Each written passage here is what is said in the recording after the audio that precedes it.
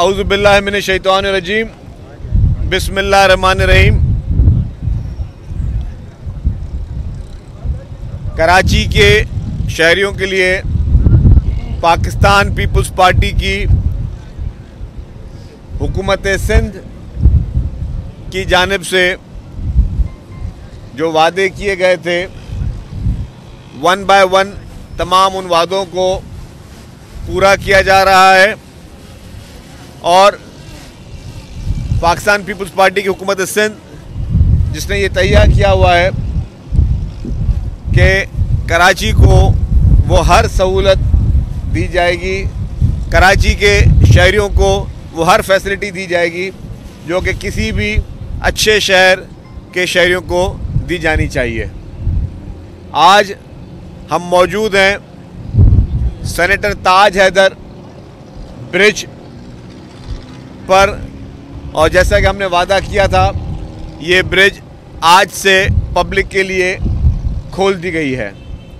आज से ये ब्रिज पब्लिक इस्तेमाल कर सकते हैं।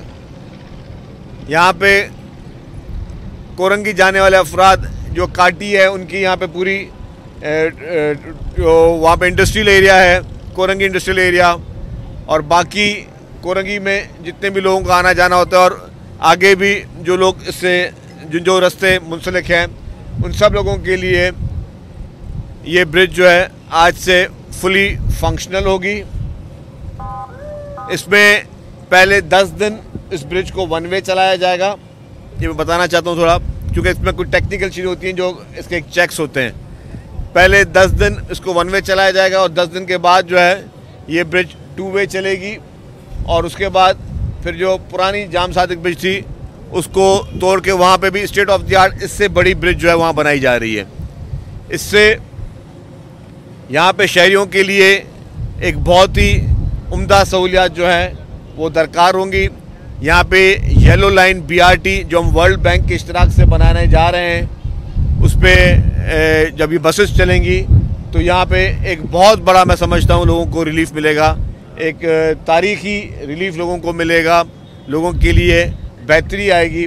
और जो भी BRT लाइंस हैं उस पर हुकूमत सिंध ने प्रायोरिटी रखी हुई है कि उसको हम लोग काम करें। कल भी हमारी ट्रांसपोर्ट की मीटिंग थी और उस मीटिंग में फैसले किए गए हैं कि हम शिकारपुर, खैरपुर और बाकी शहरों में भी अब हम शुरू करने जा रहे हैं पीपल्स बस सर्विस की बसेस। और कराची में जो मेमार से लेके टावर तक वो हम नए रूट शुरू कर रहे हैं, जो यहाँ पे बहुत बड़ी रिक्वायरमेंट है। 50,000 से ज़ायद डेली के बिना पर जो है वो मुसाफिर जो है वो बस में सर्विस करेंगे। उनके लिए हम EV बसेस शुरू करने जा रहे हैं, जो कि पाकिस्तान की पहली EV बसेस पाकिस्तान पीपल्स पार्टी लेके आई। तो ये तमाम जो चीज़ें हैं वो पाकिस्तान पीपल्स पार्टी कर रही है। आपका कब में नज़र आ रहा है शाहराह भुट्टो, लेफ्ट हैंड पर जाके देखेंगे, शाहराह भुट्टो खुल चुका है। दिसंबर में इसका आखिरी फेज़ भी कम्प्लीट हो। कराची शहर की ट्रैफिक की डायनामिक्स जो है उस दिसंबर के बाद चेंज हो जाएगी। बाकी 2-3 महीने हैं। 2-3 महीने में जब वो शाहराह भुट्टो का आखिरी फेज़ कंप्लीट होगा तो जो कराची की इस वक्त ट्रैफिक का एक बहुत बड़ा चैलेंज है, इस शाहराह भुट्टो जब ये M9 से जाके मिलेगी तो टोटल इसका डायनामिक्स जो है कराची की ट्रैफिक के वो चेंज हो जाएंगे। और मैं समझता हूँ कि ये एक बहुत ही बड़ा काम जो है वो पाकिस्तान पीपल्स पार्टी की सिंध हुकूमत ने ये जो अल्टरनेट शाहराह भुट्टो का रोड बना कर दिया है, इससे लोगों को बहुत फ़ायदा हो रहा है। शहर की बाकी जो सड़कें हैं उस पर भी तेज़ी से काम चल रहा है, जो कि बारिशों में ख़राब हो गई थी, या बाकी जो और इशूज़ थे उस पर भी तेज़ी से डेली बुनियाद पे काम चल रहा है। मेयर कराची भी काम कर रहे हैं। वज़ीर बल्दियात नासिर हुसैन शाह साहब रोज़ाना की बिना पर जो है वो मुख्तलिफ मीटिंग्स कर रहे हैं, मुख्तलिफ जगहों पर जा रहे हैं। डिप्टी मेयर साहब मौजूद हैं, वो भी दिन रात जो है डिप्टी मेयर साहब वो कोशिश में हैं कि जी हम सारी चीज़ों को आगे लेकर चलें और यहाँ के मसाइल को हल करें। तो कराची इस वक्त हमारी टॉप प्रायोरिटी है। कराची में जितने भी चैलेंजेस हैं उन सब का एहसास भी है। और मैं वही कहता रहता हूँ कि जी कराची को लोग भले बुरा भला बोलें, लेकिन आज भी पूरे पाकिस्तान से लोग रोज़गार करने के लिए, नौकरियों के लिए, सेहत के इलाज करने के लिए कराची में जाते हैं, पाकिस्तान के किसी और शहर में नहीं जाते। जो लोग बड़े बड़े दावे करते हैं, मैं किसी के लिए भी बुराई नहीं कहूँगा कि सबके लिए गुड लक, लेकिन सेहत की सहूलियत आज भी पूरे पाकिस्तान से हमारे पास जो लोग इलाज के लिए आते हैं, बलूचिस्तान, खैबर पख्तूनख्वा, पंजाब से लोग इलाज करने के लिए जो है वो पंजाब में नहीं जाते, वो यहाँ पे सिंध में आते हैं, सिंध के हॉस्पिटल में जाते हैं। तो ये एक अच्छी बात है, उन सब का पाकिस्तान है। तो अल्हम्दुलिल्लाह हम लोग इस वक्त चीफ मिनिस्टर साहब की हिदायत पर और पाकिस्तान पीपल्स पार्टी की लीडरशिप की हिदायत पर तमाम जो महकमे हैं वो दिनों रात मेहनत कर रहे हैं और ये हमारी टॉप प्रायोरिटी यही है कि हम जो है शहरियों के मसाइल हल करें। मज़ीद बसेस भी आ रही हैं, मज़ीद ट्रांसपोर्ट की सहूलियात भी दी जा रही हैं। हमने कल ये भी फ़ैसला किया कि जो फर्स्ट फेज़ में पिंक स्कूटर्स ख़वातीन की लाई गई, अब उसकी हम जो फ्री ट्रेनिंग करवा रहे हैं वो, जिसमें हम फ्री ट्रेनिंग भी करा रहे हैं, फ्री में लाइसेंस भी दे रहे हैं। आपने कुछ नहीं करना, आपने सिर्फ नियत करनी कि मुझे ये बाइक चलानी है। हमारे इस सूबे की माओं ने, बहनों ने, बेटियों ने सिर्फ एक नियत करनी कि हमें बाइक चलानी है, तो free of cost EV bikes जो हैं आपको पाकिस्तान पीपल्स पार्टी की सिंध हुकूमत दे रही है। कोई और सूबा मुफ्त में पिंक बाइक्स, ये पिंक स्कूटर नहीं दे रहा, पाकिस्तान पीपल्स पार्टी हुकूमत सिंध दे रही है। और वो पिंक बाइक्स में आप जो है आराम के साथ सफ़र कर सकते हैं। आपको फ्री में ट्रेनिंग दी जा रही है, आपके ड्राइविंग लाइसेंस के पैसे भी हुकूमत सिंध भर रही है। और बड़ी बात यह है कि आपको मुफ्त में दी जा रही है। तो अब हमने डिविजनल हेडक्वार्टर्स में सारी ट्रेनिंग का प्रोग्राम बना लिया, फौरी तौर पर वो शुरू करने जा रहे हैं, उससे लोगों को फ़ायदा होगा। ट्रैफिक के लिए बहुत इंपॉर्टेंट कवानीन है। अभी वज़ीर दाखिला साहब ने जो ट्रांसपोर्ट, उसमें ट्रैफिक महकमे में जो चालान का सिस्टम शुरू किया है, मैं समझता हूँ चालान भी बहुत हो रहे हैं। अब लोगों के लिए पैगाम है, लोगों के लिए पैगाम है कि बराए मेहरबानी एक अच्छा शहरी होने के नाते ट्रैफिक के कवानीन की पासदारी करें। हुकूमत आपसे चालान के पैसे नहीं चाहती, हुकूमत का मकसद चालान करना नहीं है, हुकूमत का मकसद आपसे पैसे लेना नहीं है। हुकूमत का मकसद है कि आप अपने ट्रैफिक कवानीन की पासदारी करें ताकि 1 रुपया भी चालान ना मिले, 1 रुपये का भी चालान ना हो। तो वो सारी टॉप प्रायोरिटीज़ पे काम इस वक्त हुकूमत सिंध की जानिब से हुकूमत सिंध कर रही है। और हमारे आगे भी अभी ये कोशिश है कि हम इन प्रोजेक्ट्स को आगे लेके जाएँ।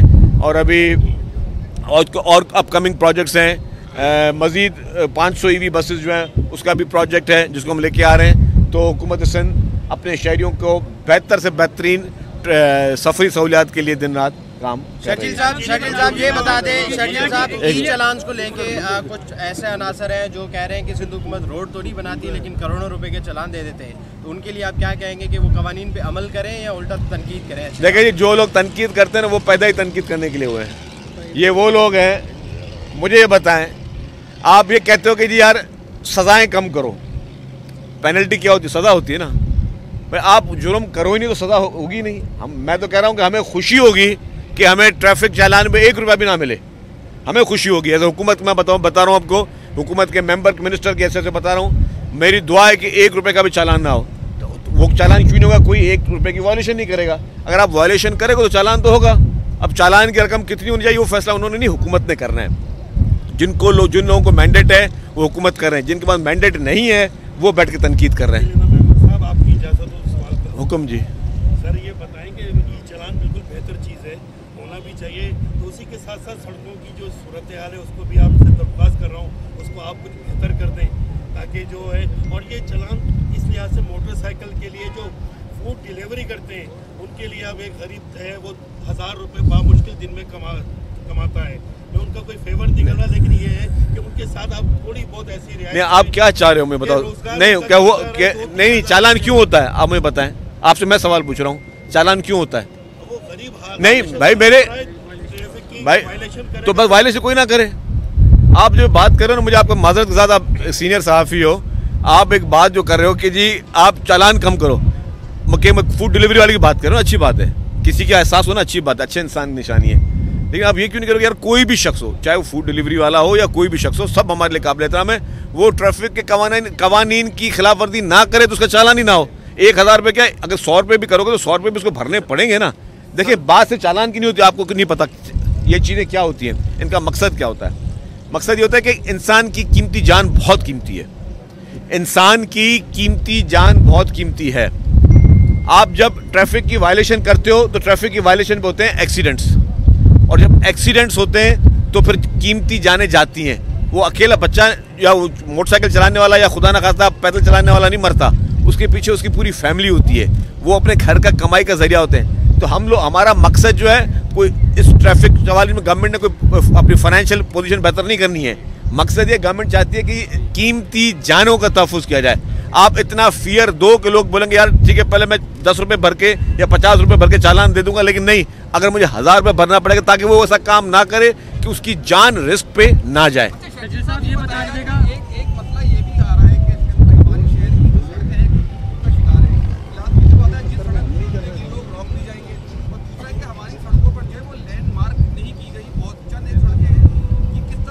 देखिए जी, जहाँ ट्रैफिक मैनेजमेंट के इशू हैं उसको बहुत बेहतर किया जा रहा है। बहुत ही अच्छे DIG हैं पीर मोहम्मद शाह साहब, वो मेहनत से काम करें, दिन रात काम करें, ट्रांसपोर्ट महकमे के साथ भी बैठ के वो काम करें। ट्रांसपोर्ट महकमा भी इस वक्त जो है सिग्नल्स की और इस चीज़ों पे काम कर रहा है। ये आपकी बात बिल्कुल ठीक है। हमारी ये प्रायोरिटी है कि हम लैंड मार्किंग को, साइंस को वहाँ पे सही तरीके से प्रोमिनेंट तौर पर लगाएं। जहाँ पे सड़कों की आपने बात की, सड़कों पे काम चल रहा है। यस, यहाँ पे चैलेंजेस हैं, लेकिन बहुत रैपिडली जो है वो बल्दिया उस्मा कराची जो है मेयर साहब वो काम कर रहे हैं। अभी लोकल गवर्नमेंट महकमा भी उस पर काम कर रहा है। एक झगड़ा चल रहा है कि इलेक्ट्रिक और BRT कॉन्ट्रैक्टर का, उसकी वजह कोई पोल का मसला है और वो पोल चेंज नहीं हो रहा, उसमें झगड़ा चल रहा है, जिसकी वजह से 2 दिन से इंडस्ट्रियल एरिया मेहरान टाउन की लाइट नहीं है सर।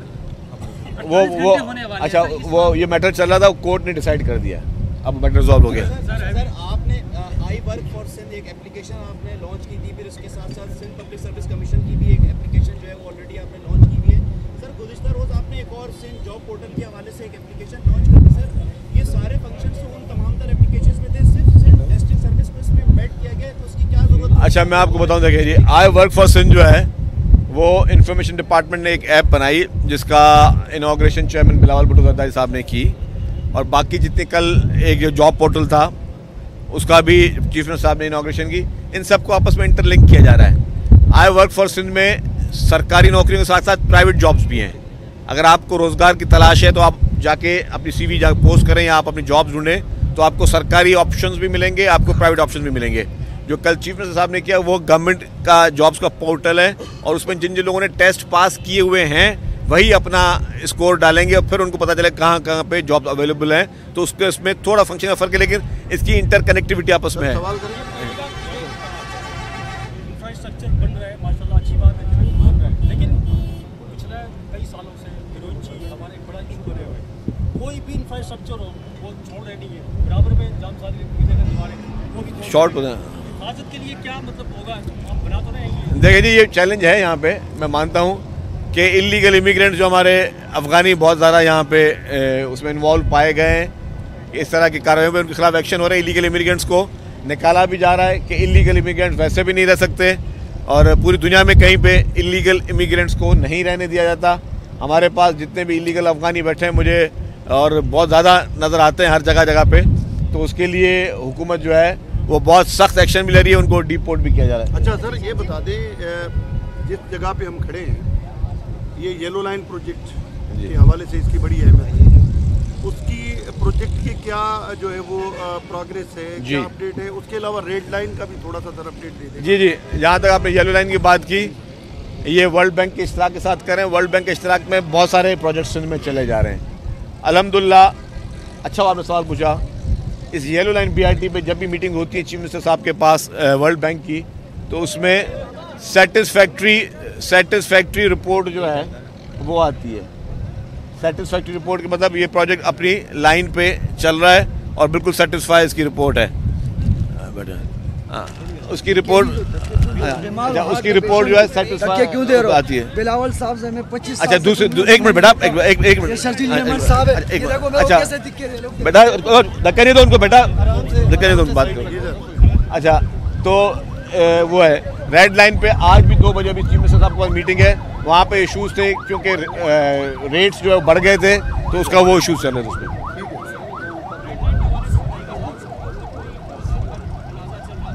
तनाज़े चल रहे हैं जी, लॉट 1 लॉट 2 पे चल रहा है। मैं दोबारा बता दूं आपको भाई, ये 2 जो है लॉट 1 लॉट 2, इन दोनों कॉन्ट्रैक्टर ने 2021 में कॉन्ट्रैक्ट्स इनको अवार्ड हुए थे। उसके बाद जो रेट्स हाई हो गए, डॉलर्स के रेट डबल हो गए, स्टील के रेट्स हाई हो गए, सीमेंट के रेट्स हाई हो गए, तो उनके क्लेम्स के मसले हैं। वो क्लेम्स जो है उसको हम एक प्रोसीजर के जरिए उनको पे करना चाह रहे हैं। हमारे इस वक्त तनाज़ा चल रहा है उसके साथ, और उम्मीद है कि हम लोग इस हफ्ते के अंदर या 10-15 दिन में उस तनाज़े को रिजॉल्व कर लेंगे, ताकि दोनों लॉट्स पे काम दोबारा से रैपिडली शुरू हो सके। सर आपने कहा कि अफगानिस्तान जो है वो किसी भी तौर पर मानने के लिए तैयार नहीं है। पाकिस्तान पर वो मुसलसल हमले भी कर रहा है, और जो अमन मुआहदे हो रहे हैं उसमें भी वो बार बार कलाबाजियाँ खा रहा है। अफगानिस्तान का ये रवैया आप कैसे देखते हैं? देखिए जी, आपने बहुत अच्छा सवाल किया। अफगानिस्तान जिसको हमेशा पाकिस्तान ने